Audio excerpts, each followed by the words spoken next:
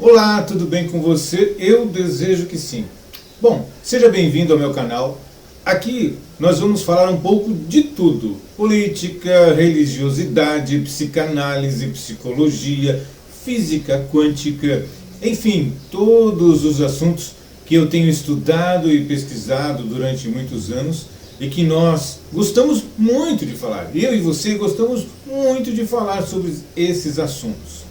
Hoje eu quero falar de uma questão bem distinta, que se refere ao trabalho feito na fraternidade dos discípulos de Jesus.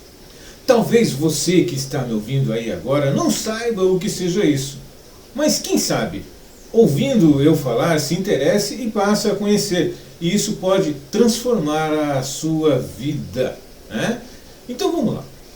Existe uma ideia que vem sendo divulgada já há algum tempo e de uma forma muito incisiva, muito forte, né, entre os discípulos, sobre como resgatar os discípulos que se desviaram do caminho, aqueles que estão esquecidos ou mesmo aqueles que estão estagnados, parados.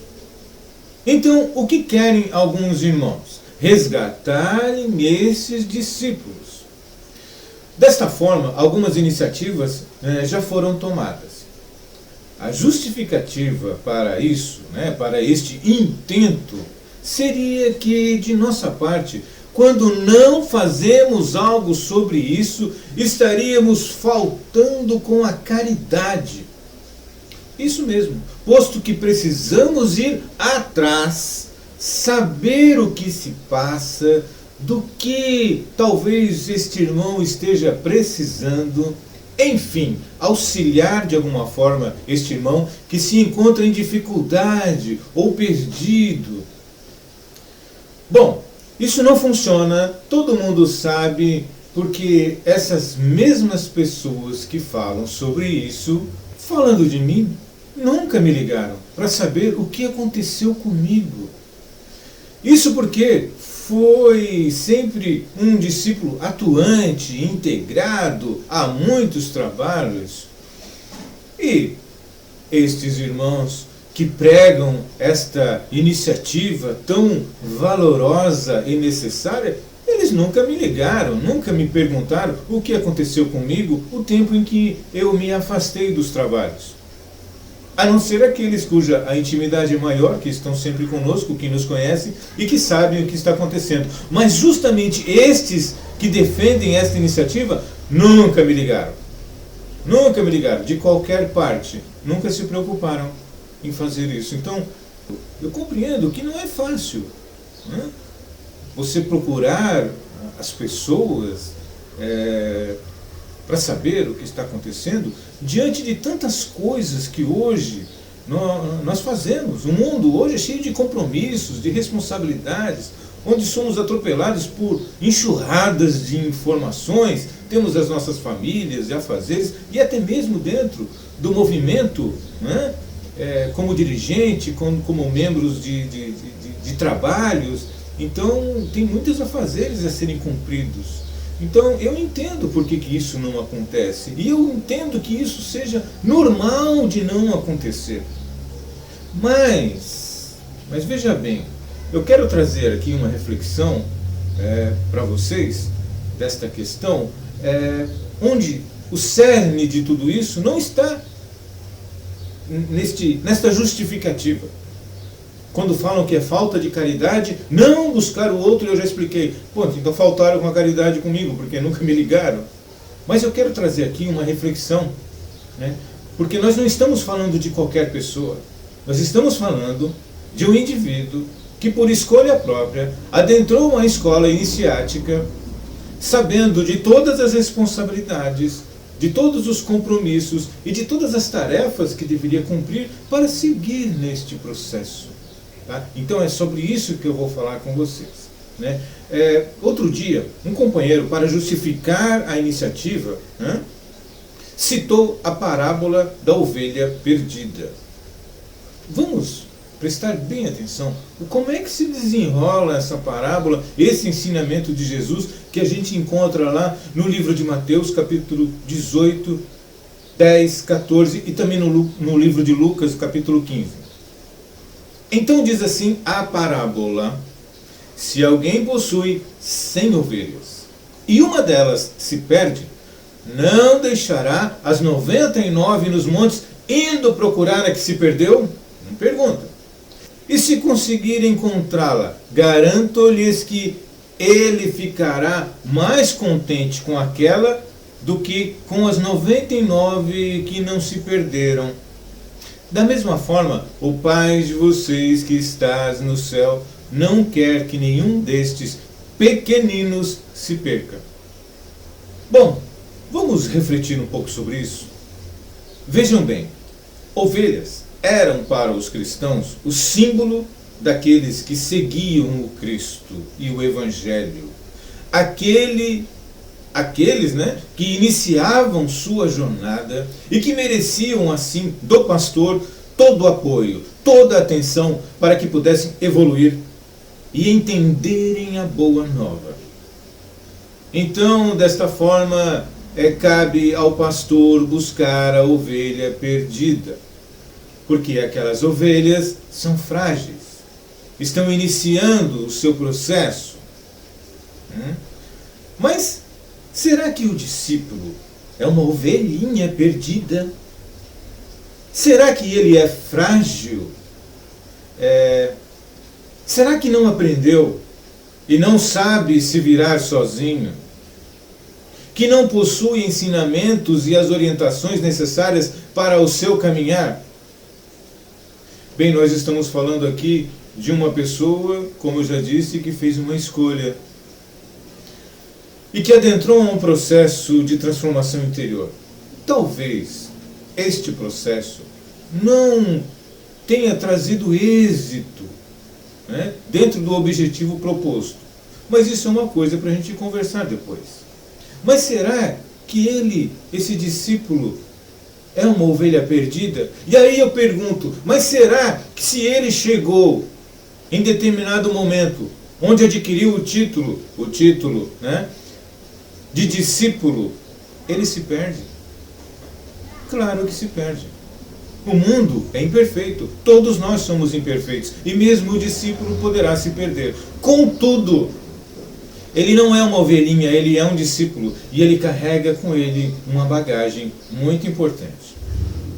Mas considerando que o discípulo não é uma ovelhinha perdida, quando a gente fala daquele que já terminou ali, que já chegou no final do seu processo iniciático dentro da escola e atingiu o grau de discípulo, lembrando que a palavra iniciação não significa ter terminado, A iniciação não termina, ok? Não termina ali com o grau do discípulo. Mas para uma reflexão mais profunda, buscando nos ensinamentos de Jesus, então eu quero lembrar com você a parábola do filho pródigo. Porque é importante, quando a gente avalia o Evangelho, é importante que nós possamos trazer as reflexões corretas para a necessidade correta do nosso pensamento e sentimento. Então, a gente avalia tudo. A gente avalia a parábola da ovelha perdida. Sim, quem é a ovelha? Bom, essa ovelha não é o discípulo. Mas quem seria o discípulo então? Talvez o discípulo nós vamos encontrar nesta parábola que eu vou passar para vocês agora. Vamos lá. Essa parábola está no livro de Lucas, no capítulo 15. Um homem tinha 2 filhos. O mais novo desses filhos disse ao seu pai: quero a minha parte da herança. E assim o pai repartiu sua propriedade e entregou aos seus filhos. Não muito tempo depois, este filho, o mais novo, reuniu tudo o que tinha e foi para uma região distante. E lá desperdiçou os seus bens, vivendo de uma maneira irresponsável. Depois de ter gasto tudo, houve na região uma grande fome, uma grande carestia. E ele começou a passar necessidades. Por isso, foi empregar-se, arrumou um trabalho com um dos cidadãos ali da região, né, que o mandou para o campo, a fim de cuidar de porcos. Isso mesmo, ele foi cuidar de porcos. Né? E ele via ali, né, ele via que os porcos comiam as vagens. E ele percebia que nem as vagens que os porcos comiam, que ele alimentava, ele poderia comer aquilo, se alimentar daquilo, e passava muita necessidade. Caindo em si, ele disse a si mesmo: quantos empregados do meu pai têm comida de sobra e eu aqui morrendo de fome? Eu me porei a caminho e voltarei para o meu pai e lhe direi: Pai, pequei contra o céu e contra ti. Não sou mais digno de ser chamado teu filho. Trata-me como um dos teus empregados. E pensando nisso, levantou-se naquele instante e foi para o seu pai. Estando ainda longe, seu pai percebeu que ele vinha vindo e, cheio de compaixão, correu para o seu filho e abraçou e o beijou. E o filho lhe disse: Pai, pequei contra o céu e contra ti. Não sou mais digno de ser chamado teu filho. Mas o pai disse aos seus servos naquele momento: depressa, depressa, tragam a melhor roupa e vistam ele. Coloquem um anel no seu dedo e calçados em seus pés. Tragam o novilho gordo, matem-no. Vamos fazer uma festa e vamos todos nos alegrar, pois este meu filho estava morto e voltou à vida. Estava perdido e foi achado. E assim começaram a festejar o seu regresso. Enquanto isso, o filho mais velho estava no campo. Quando se aproximou da casa, ouviu as músicas e a dança. Então chamou um dos servos e perguntou: o que está acontecendo? E ele respondeu: seu irmão voltou. O seu pai matou o novilho gordo porque o recebeu de volta, são e salvo. O filho mais velho encheu-se de ira e não quis entrar. Então seu pai saiu e insistiu com ele. Mas ele respondeu ao seu pai: olha, seguinte, todos esses anos tenho trabalhado como um escravo ao teu serviço e nunca o desobedeci. Nunca. Mas tu nunca me deste nem um cabrito para eu festejar com os meus amigos. Mas quando volta para casa esse teu filho, que esbanjou todos os teus bens com as prostitutas e com tudo mais, matas o novilho gordo para ele? Disse ao pai: meu filho, você está sempre comigo e tudo que tenho é seu. Mas nós tínhamos que celebrar a volta do seu irmão e alegrar-nos porque ele estava morto e voltou à vida, estava perdido e foi achado. Essa parábola é linda, né? Então, quem é o discípulo que de alguma forma está desligado do discipulado? A ovelha perdida ou o filho pródigo? Podemos considerar que ovelhas são os alunos das escolas, que precisam de acolhimento, entendimento, instrução e orientação para a iniciação. Para isso, ele faz o caminho do iniciado, mensurando o seu crescimento e se assegurando da própria iniciação. Este irmão precisa de um pastor que vai lhe dar as direções a seguir na iniciação. E quem faz isso? O dirigente da turma. Ao final desta caminhada, quando bem sucedida no seu objetivo, o iniciado, como discípulo, passa a integrar a fraternidade dos discípulos de Jesus, se assim for a sua vontade.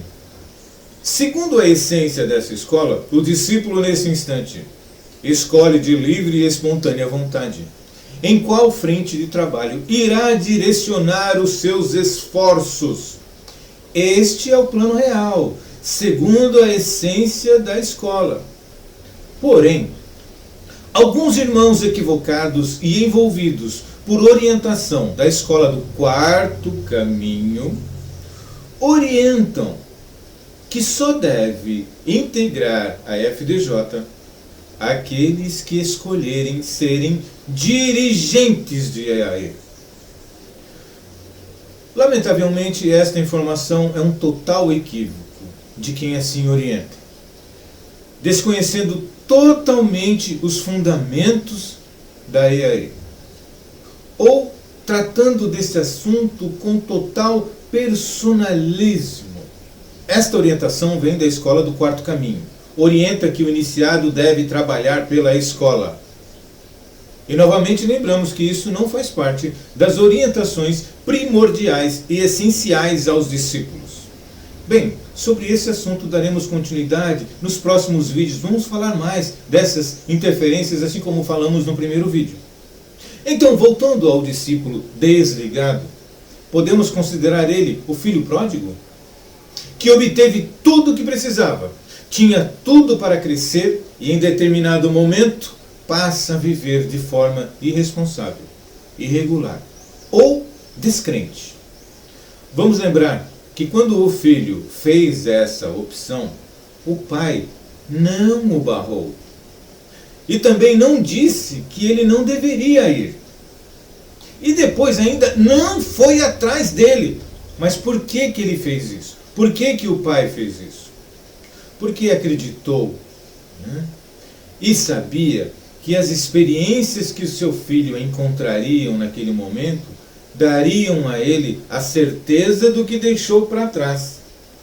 E sobretudo, o pai tinha certeza e confiava no que tinha ensinado a seu filho.